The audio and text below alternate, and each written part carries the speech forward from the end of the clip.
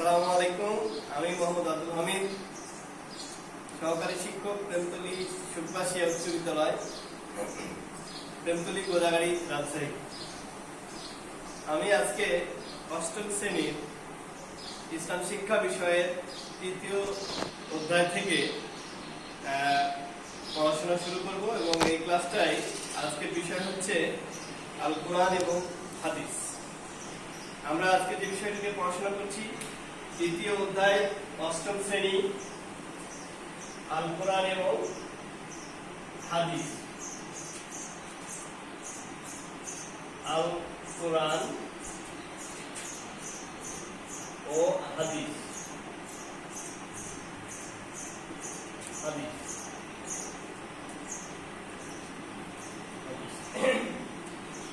আমরা পৃথিবীতে যদি লক্ষ্য করি, দেখা যায় দুইটা বিষয় সবসময় আমাদের সামনে আসে। একটা হচ্ছে মহিয়সী ব্যক্তি, যারা আমাদের অনুকরণ বা যাদেরকে মেনেই আমরা চলবো, যাদের পথ আমরা অনুসরণ করব। আর একটা বিষয় হচ্ছে যিনি আমাদেরকে সৃষ্টি করেছেন, সৃষ্টিকর্তা।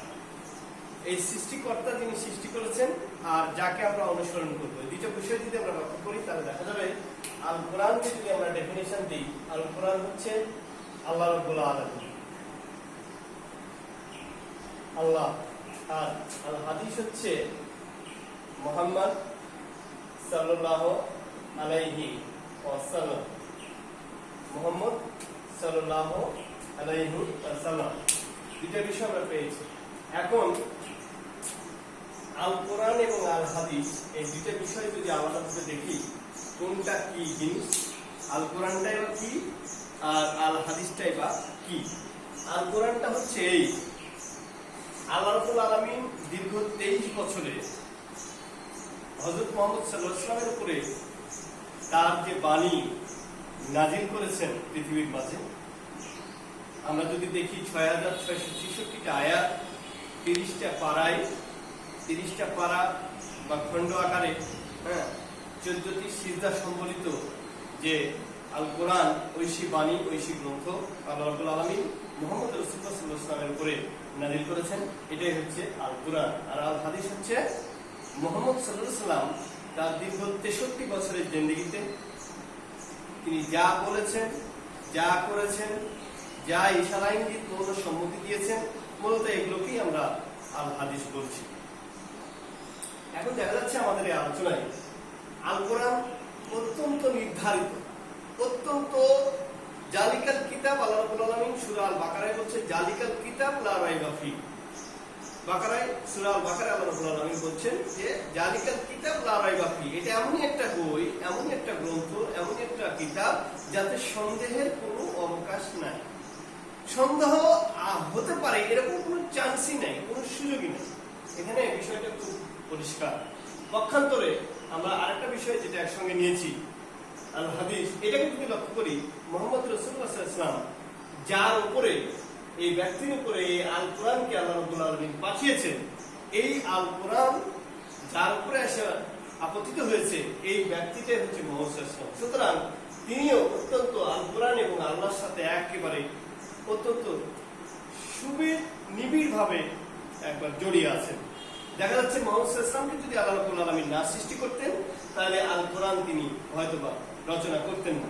তাহলে দেখা যাচ্ছে যে পৃথিবীর সাথে সম্পর্ক যেমন মুহাম্মদ সাল্লাল্লাহু আলাইহি ওয়াসাল্লামের, ঠিক তেমনি আল কোরআনও আল্লাহর সৃষ্টি এই মানুষের জন্য, মুহাম্মদ সাল্লাল্লাহু আলাইহি ওয়াসাল্লামের উম্মত অনুসারীদের জন্য।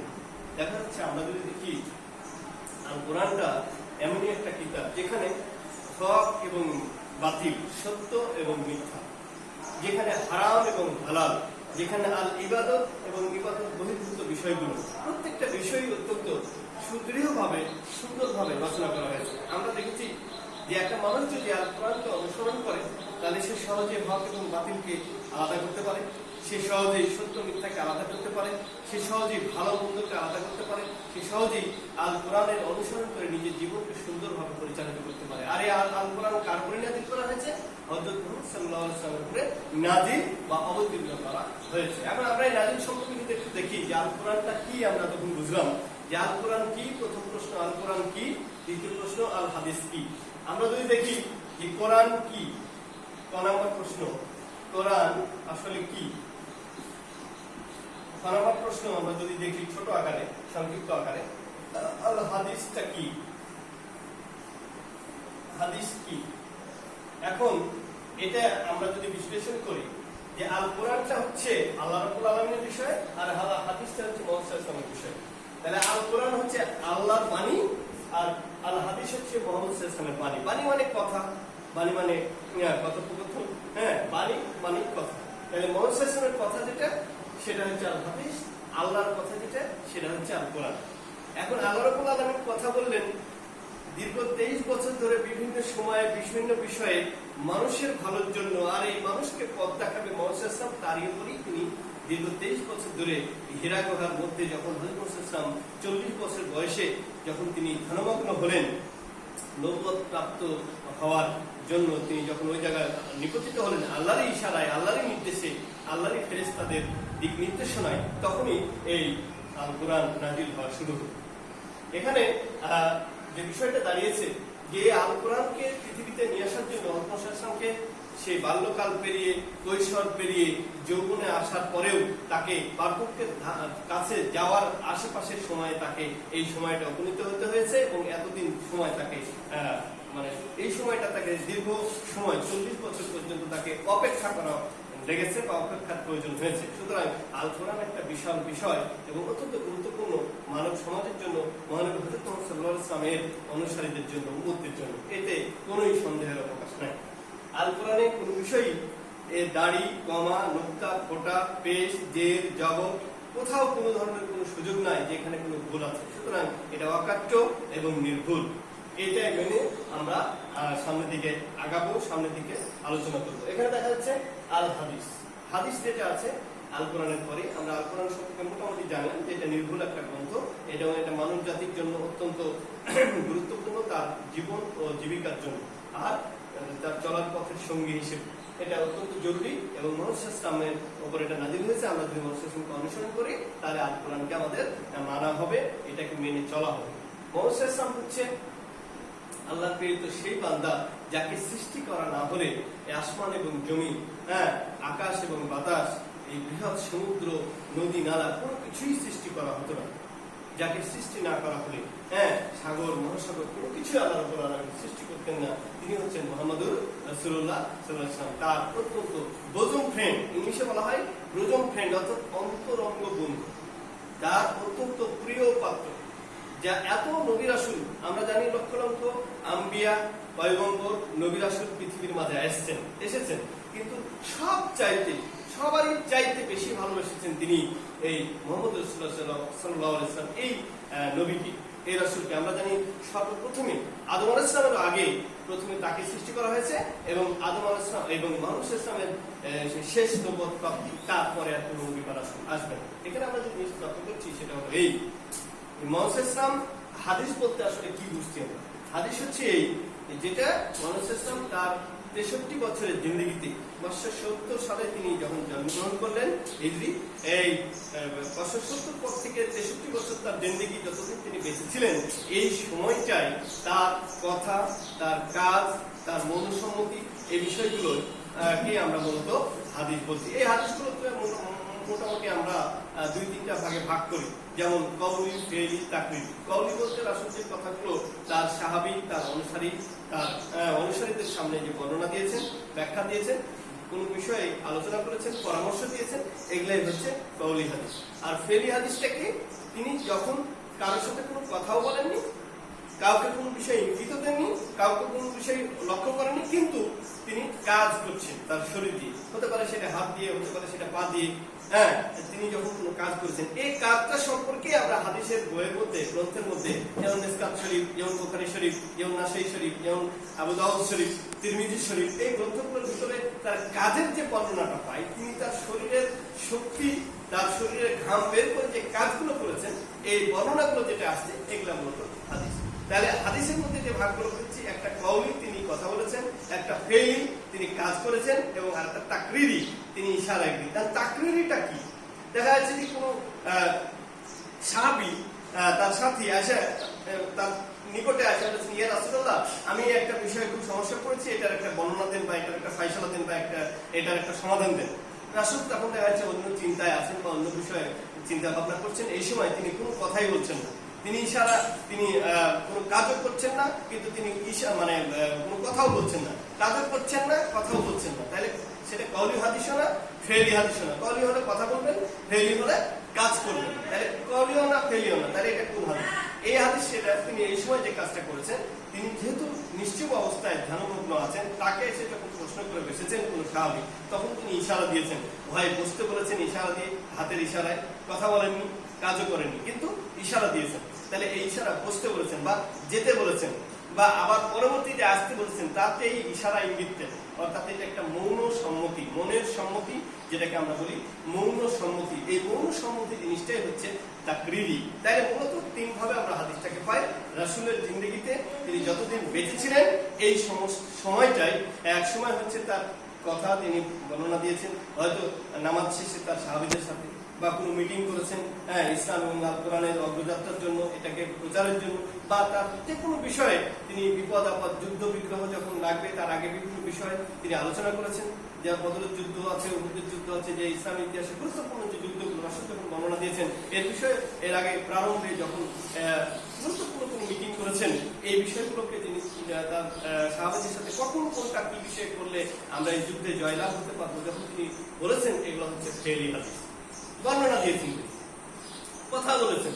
আর এই কওলি হাদিস, সরি, এগুলো হচ্ছে কওলি হাদিস, সরি। আর যেটা তিনি বডি দিয়ে কাজে কথাও বলেননি, ইশারাও দেননি, সেগুলো হচ্ছে ফেলি হাদিস। কাজ করেছেন, হয়তো সেটা হাতে বা পায়ে বা যে কোনো মাধ্যমে হোক, ঘাড় লাগিয়ে বা বুক লাগিয়ে, যে বর্ণনাটা আমরা এইসব বিভিন্ন গ্রন্থে পাই, তিরমিজি, আবু দাউদ, বুখারী তো গুরুত্বপূর্ণ যে বুখারী শরীফের হাদিস আমরা জানি, এখানে সন্দেহের কোনো অবকাশ নাই। আমরা হাদিসের গ্রন্থগুলোর মধ্যে যেমন দেখি, মিশকাত শরীফে হয়তো একটা হাদিস আছে সকালবেলায় রাসূল সাল্লাল্লাহু আলাইহি ওয়াসাল্লাম এই কাজটা শুরু করেছেন। এই বিষয়টা যদি বুখারী শরীফে থাকে বিকালবেলায়, তাহলে আমরা মিশকাত শরীফের ওটা বাদ দিয়ে বুখারীটা কি আগে প্রাধান্য দেব? আসলে এক এক গ্রন্থে এক এক সময় উল্লেখ করেছে হাদিসগুলোকে, কিন্তু বুখারী শরীফের ব্যাপারে সন্দেহের কোনো অবকাশ নেই। এই হাদিসগুলোকে মূলত আমরা এভাবে ভাগ করি যে একটা কওলি হাদিস, একটা ফেলি হাদিস, একটা তাকরিরি হাদিস। রাসূল যখন ইশারা ইঙ্গিত দিয়েছেন, কাজও করেননি, কথাও বলেননি, সেটা তাকরিরি হাদিস। রাসূল যখন দেহ খাটিয়ে কোনো কাজ করেছেন, শরীর দিয়ে কথা বলেননি, ইশারা ইঙ্গিত করেননি, সেটা হচ্ছে ফেলি হাদিস, কাজ করা। আর যেটা বলেছেন, এটা হচ্ছে কওলি হাদিস, বর্ণনা দিয়েছেন। আমরা বিস্তারিত বর্ণনা পেলাম। এখন দেখা যাচ্ছে যে এই হাদিসটাকে আরো একটা গুরুত্বপূর্ণ ভাগ আমরা পাই এই হাদিসের মধ্যে, সেটা কি? হাদিসে কুদসি। হাদিসে কুদসিটা কি? হাদিসে কুদসিটা হচ্ছে যে হাদিসটা আল্লাহ রাব্বুল আলামিনেরই ভাষা, মানে এটা ভাষা, কিন্তু এটা কোরআনের মধ্যে না। আমরা জানি আল্লাহ রাব্বুল আলামিনের ভাষা, সেটা কোরআন 30টা খণ্ডে, কিন্তু এমন একটা হাদিস আছে এই 3 প্রকারের হাদিস বাদে, সেই হাদিসটা কি? সেটা হলো হাদিসে কুদসি। কুদসিটা কি? যে ভাষাটা আল্লাহরই, কিন্তু এটা আল্লাহ রাব্বুল আলামিন কোরআন ইনক্লুড না করে উনি ভাষাটা দিয়েছেন, আর রাসূল সাল্লাল্লাহু আলাইহি ওয়াসাল্লামকে বললেন ফেরেশতাদের মাধ্যমে, তুমি এটা মানুষের মাঝে প্রচার করে দাও, আমি নিজে বলছি। তার মানে এই হাদিসে কুদসিকে যেটা আমরা বলছি, সেটা হচ্ছে এটা আল্লাহ রাসূলের নিজস্ব কথা, কাজ বা মৌন সম্মতি নয়, এটা হচ্ছে আল্লাহর বাণী। কিন্তু এটা আল্লাহ রাসূল সাল্লাল্লাহু আলাইহি ওয়াসাল্লামকে বললেন, তুমি প্রচার করে দাও তোমার মানুষ অনুসারীদের মধ্যে, তোমার উম্মতের মধ্যে। সুতরাং এটা হচ্ছে হাদিসে কুদসি। হাদিসে কুদসি সম্পর্কে আমাদের জানা থাকা দরকার, কারণ এই হাদিসটা রাসূল সাল্লাল্লাহু আলাইহি ওয়াসাল্লামের নিজের কোনো কিছু ভেতর থেকে আসেনি, তার কথা, কাজ, মৌন সম্মতি দ্বারা নয়। সুতরাং মোটামুটি হাদিস যেগুলো, সেগুলো সম্পর্কে আমরা জানলাম। আর আল কোরআনের বিষয়ে আমরা জেনেছি যে এটা আল্লাহ রাব্বুল আলামিনের যে 30 পারা আল কোরআন পৃথিবীর মাঝে আসছে, পৃথিবীর মাঝে মানুষকে পথ দেখানোর জন্য, অন্ধকার থেকে আলোর পথে নিয়ে আসার জন্য তিনি যে পাঠিয়েছেন যুগে যুগে, সেটা হচ্ছে আল কোরআন। আল কোরআনকে যদি আমরা ব্যাখ্যা করি, এই বিশাল, এর বর্ণনা দিয়ে শেষ করা যাবে না। এই কোরআনটা সামগ্রিক, এটা হিন্দু, বৌদ্ধ, ইহুদি, খ্রিস্টান, নাসারা, যত ধরনের পৃথিবীতে মানুষ আছে কিনা, সকলেই কিন্তু এই কোরআনকে অনুসরণ করতে পারে, সকলেই কোরআনের বর্ণনা তাফসীর করতে পারে, সকলেই কোরআনকে রিসার্চ করতে পারে, সকলেই কোরআনকে পড়তে পারে। এটা আল্লাহ অবারিত সুযোগ করে দিয়েছেন। আর এই কোরআনকে রিসার্চ করেই আমরা জানি মরিস বুকাইলি তিনি অলবাদ করলেন, এরকম অনেক বিধর্মী যারা এই আল কোরআনকে বিভিন্নভাবে বর্ণনা করে রিসার্চ করে করে এই আল কোরআন থেকে অনেক কিছু আমরা যদি দেখি আজকে বর্তমান যুগেও আজকে সেই মানুষের সময় থেকে শুরু করে বা তার আগের থেকে বা এখন পর্যন্ত যত সময় চলে গেছে প্রায় 1,500 বছর 2,500 বছর আমরা যদি লক্ষ্য করি যে এই কোরআনকে রিসার্চ করে করি আজকে এই বিধর্মীরা যারা মুসলমান না, যারা ইসলাম আল কোরআন মোহাম্মদ ইসলামকে সরাসরি মানে না, এরা এই কোরআনকে রিসার্চ করেই কিন্তু আজকে বিজ্ঞান এবং প্রযুক্তির এত বিস্তার করতে সক্ষম হয়েছে। আমরা যদি দেখি যে আমেরিকার নাসায় আজকে যেগুলো হচ্ছে প্রযুক্তি যেগুলোর মাধ্যমে যে আকাশের বিভিন্ন গ্রহ সম্পর্কে জানা যাচ্ছে সেটা সবকিছুই কিন্তু আজকে এই আল কোরআনকে রিসার্চ করা। এবং আল্লাহ রাব্বুল আলামিন এও বলেছেন যে পৃথিবী যেদিন ধ্বংস হবে, যেদিন কিয়ামত সৃষ্টি হবে, সেই কিয়ামত হওয়ার আগ পর্যন্ত পৃথিবীতে যা কিছু ঘটবে তার সবকিছুই আল কোরআনে দেওয়া আছে। তোমরা যদি রিসার্চ করো, তোমরা যদি গবেষণা করো, তোমরা যদি পড়াশোনা করো, তোমরা যদি এটাকে নিয়ে বেশি বেশি কাজ করো, অবশ্যই তোমরা বুঝতে পারবে। সুতরাং এই কথা এটা তার প্রমাণ হয় যে আল কোরআন হচ্ছে একটা বৃহৎ বিষয়। এখানে বাংলা, ইংরেজি, গণিত, বিজ্ঞান, ভূগোল সবকিছুই আছে। আমরা যদি শুধু এটাকে রিসার্চ করে গবেষণা করে বের করতে পারি, এখানে বিজ্ঞান ও প্রযুক্তির অত্যন্ত গতিসম্পন্ন বিষয় লুকিয়ে আছে। এই যেটা আজ পর্যন্ত পৃথিবীতে ঘটেছে এবং আগামীতে কিয়ামত হওয়ার আগ পর্যন্ত যা কিছু ঘটবে এই কোরআন থেকেই এটা আসবে। আমরা এটা গবেষণা করলেই, আমরা এটা চর্চা করলেই পাবো।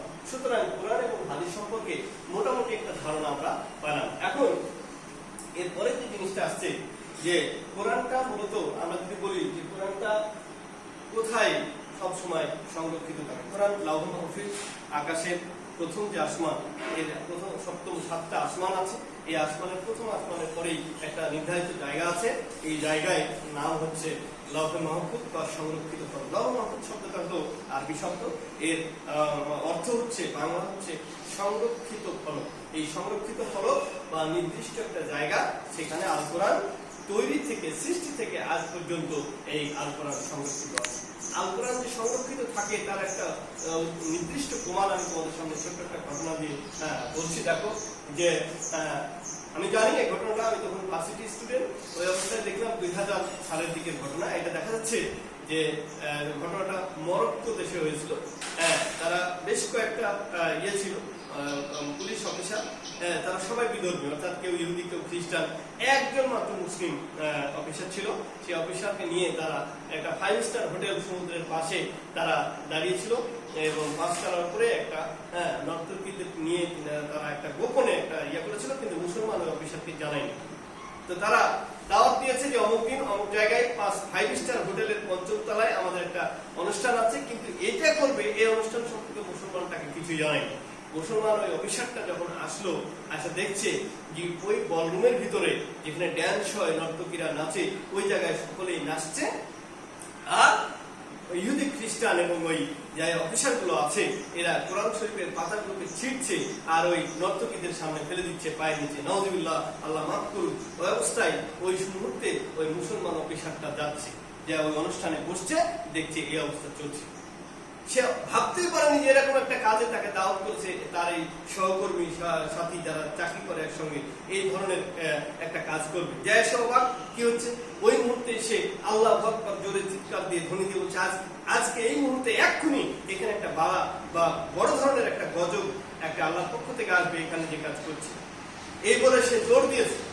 দেখা যাচ্ছে কিছুক্ষণের মধ্যেই সমুদ্রের মধ্যে থেকে একটা এত কঠিন সাইক্লোন আকারে, ওই সময় এই বাস্তব ঘটনা 2000 সালের ঘটনা, এইটা হয়েছে, এমন ভাবে সাইক্লোন আকারে উঠে আসলো কালো বলকানির মতো, বড় ধরনের আসে ওই যে 5 স্টার হোটেলের ওই জায়গাটায় এমন ভাবে ধাক্কা দিল যেখানে একবারে সবকিছু পানির তলে ডুবে গেল, ওই জায়গাটা সমুদ্র হয়ে গেল। এটা কারণ সমুদ্রের সি বিচে ধারেই এই ইয়েটা ছিল, এই 5 স্টার হোটেলটা ছিল, এখানে মনোরম পরিবেশ। এই অবস্থায় এখন যদি আমরা দেখি ওই জায়গাটা এত পানি হয়ে গেছে, ডুবুরিদেরকে নামিয়ে ওই ডুবুরিরা ওই পানি কত দূর পর্যন্ত গেছে এর সীমানা খুঁজে পায়নি, এবং ওই জায়গার যারা ছিল ওই দিন তার চিহ্ন সীমানাটুকু খুঁজে পাওয়া যায়নি। সুতরাং আল্লাহ রাব্বুল আলামিনের মুখের বাণী এই আল কোরআনে যেটা লেখা আছে যে এই কোরআন আমি সৃষ্টি করেছি এবং এই কোরআনের রক্ষা করার দায়িত্ব আমারই।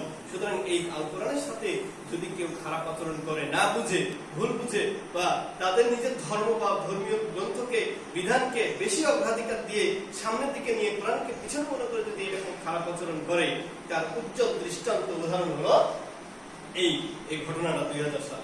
ওই জায়গায় যেখানে এত সুন্দর একটা ছিল, সমস্ত পানি হয়ে গেছে চারিদিক দিয়ে, আর ওই ধাক্কাটা এত জোরে শব্দটা আসলো, একবারে বোমা বাস্ট হওয়ার মতো, যে সম্পূর্ণ ডুবে গেছে, এর কোনো চিহ্ন অস্তিত্ব ওখানে খুঁজে পাওয়া যায় না।